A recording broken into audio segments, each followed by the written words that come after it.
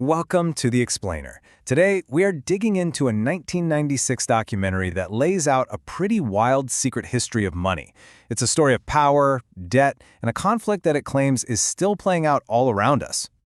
You know, the documentary we're looking at today kicks off by asking some really big questions. Questions you've probably asked yourself.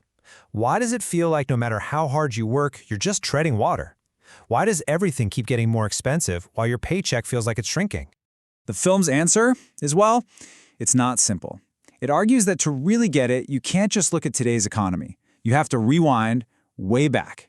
Because this isn't a new problem. It's the result of a hidden war that's been fought for centuries. And it all boils down to this one question. Who should have the power to create money?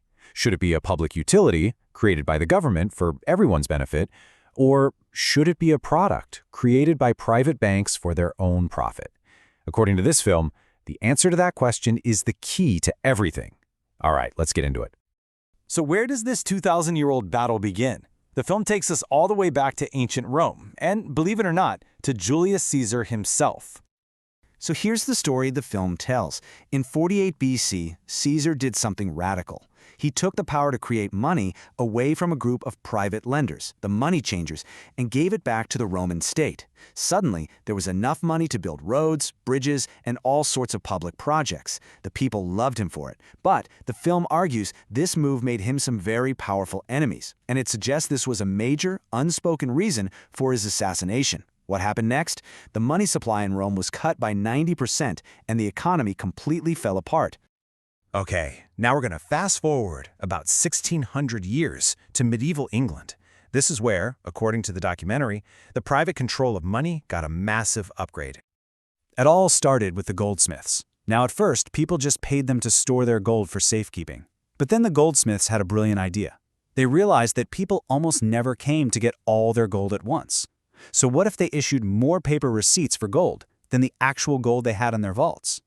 They could loan out these extra receipts and charge interest. They were, in effect, creating money out of nothing. And here you can see just how simple and powerful this system was. It's a pretty slick four-step process. This is what the documentary claims is the blueprint for all modern banking. And just like that, the humble goldsmith wasn't just a security guard for gold anymore. He was a money creator. Now, this is the moment things get really serious. In 1694, this clever trick became official government policy. The British government was broke after years of war, so it made a deal. It chartered a private company, the Bank of England, and gave it the legal right to create the nation's money and then loan that money back to the government with interest. With this new central banking model in place, the film says the stage was set for one family to take the game to a whole new level and dominate not just England, but the world. Enter Mayer Amschel Rothschild. His strategy was genius. He trained his 5 sons in the art of finance and then sent each one to a different major European capital.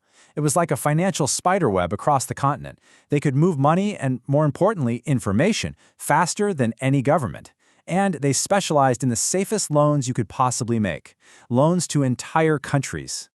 To show just how the system worked, the film zeroes in on one of the most famous battles in history, Waterloo, where Napoleon's fate would be decided once and for all. You see, the Rothschilds didn't wait for the official news. They had their own private courier network, the best in Europe. So as the battle ended, their agent was already racing back to London. The result? Nathan Rothschild knew that Napoleon had lost a full 24 hours before the British government did. In the financial world, that's an eternity. So what does he do with this incredible secret? He goes to the stock exchange, puts on his best poker face, a sad one, and starts publicly selling his British bonds. Everyone watching thought the same thing. Oh no, Rothschild knows we lost. Wellington has been defeated. It created an absolute panic. Everyone started dumping their British bonds, terrified they would soon be worthless. The market completely tanked. The value of the entire British government's debt just plummeted. And here's the brilliant part. While everyone else was selling in a panic, Rothschild's agents were secretly sweeping in and buying up everything for pennies on the dollar. When the real news of victory finally arrived, the bond market shot through the roof. The documentary claims that in a single day the family massively increased its fortune and gained huge financial leverage over the British economy. All right, let's hop across the pond to America, because the film argues that this same fight over who controls the money was right at the heart of the nation's founding. So before the Revolution, the colonies were actually doing great. Why? According to the film, it's because they were printing their own money, called colonial scrip. It was issued by the government, debt-free, just to make business happen. But this prosperous, independent system was a direct threat to the Bank of England's model, where money is created as a debt that you have to pay interest on. We all learn in school that the American Revolution was about a tax on tea, right? Well, this documentary presents a quote from Benjamin Franklin that tells a different story. He basically said the colonists could have handled the tea tax. The real problem, the thing that caused all the anger and unemployment, was when Britain outlawed their colonial scrip and forced them into the bankers' debt system. And get this, even after America won its independence, the fight was far from over. In fact, the film says that early American politics was defined by this struggle. You had Alexander Hamilton pushing for a private central bank, just like the Bank of England, and on the other side you had guys like Thomas Jefferson and James Madison saying, "No way, this is a threat to our liberty." The whole thing came to a head with President Andrew Jackson. He absolutely despised the Second Bank of the United States. He saw it as a corrupt monster controlled by foreign interests that was draining the life out of the country. He vetoed the bank's charter renewal and then ran for president on one simple, powerful slogan, Jackson and no bank, and he won in a landslide. After Jackson, the power over money swung back and forth for decades. But the documentary argues that this long war came to a dramatic and decisive end in 1913. This was the final move. And that was the creation of the Federal Reserve. Now, the film portrays the Fed not as a government institution, but as the final victory for private banking. It was, in its view, a privately owned cartel given a legal monopoly to create America's money. The very system that presidents from Jefferson to Jackson had fought tooth and nail to stop had finally been put in place. And that leaves us with the film's final question, which really gets you thinking.